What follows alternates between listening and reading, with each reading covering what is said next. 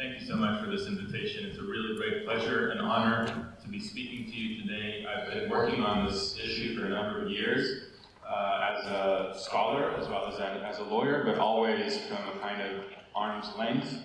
And today I feel like I get the opportunity to meet some of the people that I've been thinking about in their absence. So it's a real enormous treat for me. I'd like to try here today a sketch for a new, article, new scholarly intervention, something like that.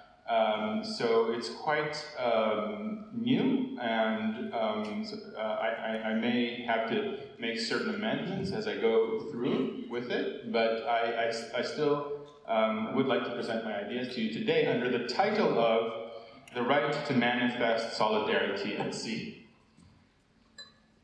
So here it goes. In the summer of 2015, it seemed like volunteers from all corners of the earth rushed to provide assistance to refugees. Against the backdrop of recent racist protests here in Germany, one barely needs to mention how fleeting that moment of solidarity was. These political realities in Germany and other sought-after destinations correlate with an ever bleaker condition facing migrants and refugees taking dangerous maritime journeys to Europe.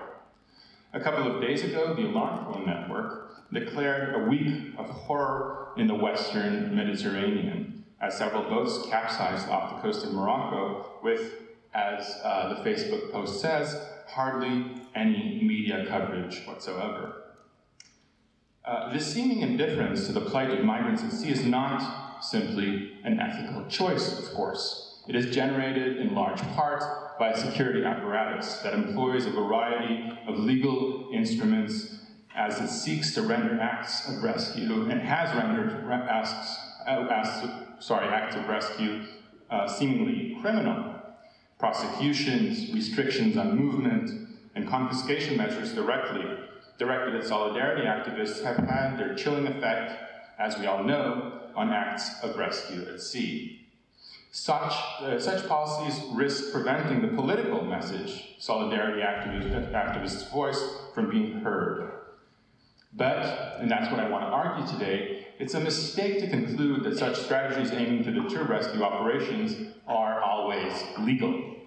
They do not only lead to the loss of lives at sea, but also at times violate the rights of those who seek to perform acts of rescue, your rights actually. Not only volunteer organizations like Sea-Watch, SOS Mediterranean, Proactiva Open Arms, but also individuals such as numerous Italian and Tunisian fishermen who have engaged in these rescue activities. These measures of criminalization should be held as illegal, because implicit in human rights law is a right to perform rescue. While this right is supported by extant law, or at least I think it is, in order to be enforced, it must be articulated by activists and politicians. Together with my colleague, Dr. Violeta Moreno-Lax, who will speak later this afternoon, my aim here is to shed light on the right to perform rescue. What does that mean to talk about such a right? Well, I will provide a general framework for the right. I think my colleague will discuss avenues for remedy and redress when such a right is breached. So I want to engage this issue through three different bodies of law. I will speak first a little bit about the law of the sea, then a little bit about refugee law, and then my last part is about human rights law before I will move for a little bit of reflection about what it means to talk about a right to rescue as a civil and political right. And there's perils as well as opportunities involved. So let me start with the law of the sea. The first question one might ask is, why talk about a right to perform rescue when the law of the sea actually enshrines a positive duty of rescue? Under the United Nations Conventions of the Law of the Sea, private vessels must initiate rescue when informed of vessels in distress, And under the Safety of Life at Sea Convention, the duty of rescue is imposed upon states, and they need to facilitate rescue as well. So if a duty of rescue at sea obtains, it seems both obvious and trivial to talk about a right to perform rescue. It amounts to saying something like, one is legally permitted to do what the law actually says that one must do. So that doesn't really make sense. I think you see that. The maritime duty of rescue is indeed a kind of helpful in setting a general framework. It reflects that at a very general level, rescue at sea is envisioned as an underlying purpose of international law. But one must also acknowledge the limits of its application. State authorities only need to facilitate and organize rescue operations in their respective search and rescue zones. And as far as private vessels go, their duty of rescue applies when they are informed of a vessel in distress, whether directly witnessing it or via a call of distress, which normally in practice requires that they have some physical proximity. This means that, in some cases, the right to life, we all know that everyone has the right to life, so the right to life of migrants at sea might not have, in fact, it might not be enforceable. So, under the law of the sea, at times, there may be places of a deficit where no one has the corresponding duty to render assistance. This may occur, for example, beyond states' search and rescue zones, where they do not facilitate such operations. And at present, it may also occur in Libya's search and rescue zone. As we've heard, Libya is not able to render authentic rescue, and this is, of course, a bit of a euphemism. So such areas, one may say, are effectively kind of maritime legal black holes, if you will. In the central Mediterranean, Italy has taken on rescue operations, as we've heard here, beyond its search and rescue zone during Operation Mare Nostrum. And as you know, when the operation ended, private volunteer vessels aimed to step in and fill the gap. But states aiming to chill operation used limitations on the freedom of movement at sea. In this context, another basic principle of the law of the sea emerged as crucial for kind of constructing and articulating a right to perform rescue. This is the freedom of navigation, also known as the freedom of the high seas. This principle, too, however, has limitations. Perhaps most notably, this freedom of movement probably does not exist or may not exist in Libyan territorial waters, where some of the security issues for migrants have occurred, because this is kind of Libyan territory. I'm thinking, of course, not only of drowning, but also violent interceptions by the Libyan Coast Guard that have been shown to you very effectively by my colleague Charles Heller. In short, the law of the sea provides a general context in which a right to perform rescue becomes conceivable, but it does not, in and of itself, I think, enshrine such a right. Let's move to refugee law, which is the second area of law that I wanted to talk about today. So refugee law grants considerable rights to refugees who have suffered well-founded fear of persecution. The duty of non-refoulement also provides robust protections for victims of torture, sometimes victims of trafficking, and other members of vulnerable groups. The basic principle is that no one should be returned to where they would suffer persecution or inhuman or degrading treatment. Such treatment is rife in some countries of embarkation, or countries where migrants are returned to, and certainly is currently widespread or systematic in Libya. While such legal principles must be upheld, one would be hard-pressed to find in them the basis for an independent right to perform rescue at sea. It would likely be erroneous to argue that when an Italian fisherman is prosecuted for trafficking or smuggling crime, which is actually in fact a rescue, the duty of non-refoulement is immediately breached. Certainly such prosecutions help generate the environment in which, as a structural matter, the duty of non-refoulement is often disregarded and put under constant pressure. But refugee law is about protections for refugees and to a certain extent about the governance of borders and conditions of crisis. One must find the anchor for a right to perform rescue elsewhere, one once again. So now I arrive at human rights law. And just to recapitulate, the law of the sea has provided the general framework for a duty of rescue and a kind of underlying purpose of rescue, but also certain limitations. And refugee, on the other hand, grants important protections for refugees and other groups, but little direct right for those seeking to save them. It is human rights law that ultimately provides the source for a right to perform rescue, which must be articulated and, as I said, constantly invoked, lest it remain unenforceable.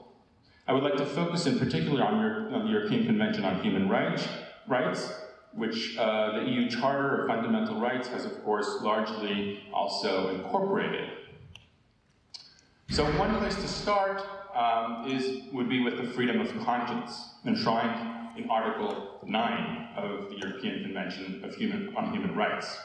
What is it that those who rescue migrants at sea are expressing, if not their conscience? The Convention does not only protect beliefs, but also their manifestations. While conscience is surely an issue here, conscience is not a form of action. We're not seeking protection to manifest our belief that migrants should be rescued way over there in the Mediterranean Sea. We're actually seeking protection for the choice that some of us have made to go out there and save them. So it's a little different. More to the point is Article 10 of the Convention, namely the freedom of expression.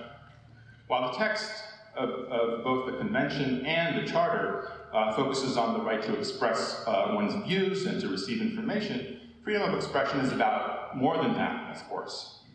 It is about the freedom to take to the street, to protest, often for opinions that are not held by mainstream. Freedom of expression is important not only for protecting one's own narrow interests, but also for views that are directed at the prevention of harm or even atrocity towards others. Finally, freedom of expression scholars have given us the best analytic framework to understand the chilling effect that we have seen in the Mediterranean in recent months. Ultimately, however, perhaps the most important anchor for a right to perform rescue is the right of freedom of assembly and association, enshrined in Article 11 of the Convention. The very title of the right is crucial. What does it mean in this context to talk about the freedom of assembly? The word invokes an assemblage of people convening together against the seascape backdrop. Alongside the migrants and the refugees seeking to enforce what they believe are their basic rights, those who perform rescue momentarily inhabit a common space with them. This space may be far away from the city, which is the location of political contestation in a tradition going back to antiquity. But in contemporary conditions, it nevertheless becomes a theater for collective action in which some happen to be drowning and others happen to be saving. In other words, rescue operations are ultimately not only about saving lives, but also about associating with others. And hence, it is not only the freedom of assembly, but also the freedom of association. Now I arrive at my final point, which is a few reflections about what it means to think about rescue as a political act. I believe Dr. Moreno-Lax will go into a little bit further into the practical aspects of this question. And what remains of my time, I would like to sketch out a few of the opportunities that this may generate, as well as the possible risks involved, both analytical and practical. First, some may object on a moral level. Widespread migrant drowning is surely not primarily about the rescuers' rights. Whether the latter are German volunteers or Tunisian fishermen, they belong to a relatively secure and privileged class or party. We should therefore insist on legal vocabularies that center upon the rights of migrants and the dire consequences that Fortress Europe has had for them. The concern can also be articulated in the following terms. Massive drowning is much graver a loss than a breach of political rights, which rescuers may indeed suffer. Focusing on the latter is really missing the point. This may sound true, but the legal strategy one employs must not be a zero-sum game. In other words, one can talk about the rights of migrants and about the rights of rescuers without one overshadowing the other. As I've hinted, the law grants no airtight protections for migrants. It has been a source of peril for them as often as it has been a source for remedy. Second, speaking of rescue operations in terms of human rights does not grant absolute protections for everyone who assists individuals entering Europe. That should be clear enough. For those who support open borders, it may invite state limitations on the right to perform rescue at sea, which would of course be subject to proportional limitation, as the doctrine of human rights holds more generally. But I believe this too is not a weighty objection.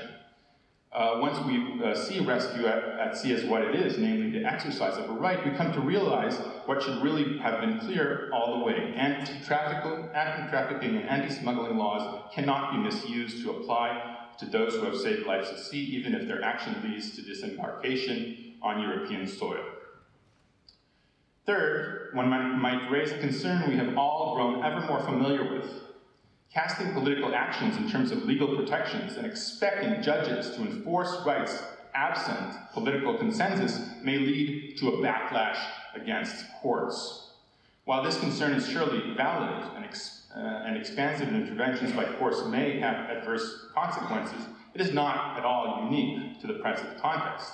It is common to any attempt to protect the rights of those who are not members of the polity in courts or those whose membership is questioned by dominant groups. Any litigation enforcing this right must be politically strategic and go hand in glove with a broader political mobilization.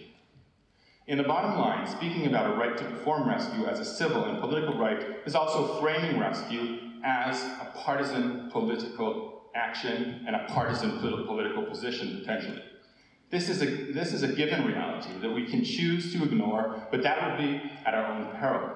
Better admit it and demand that all protections that international human rights law provides to such action are given. Thank you very much.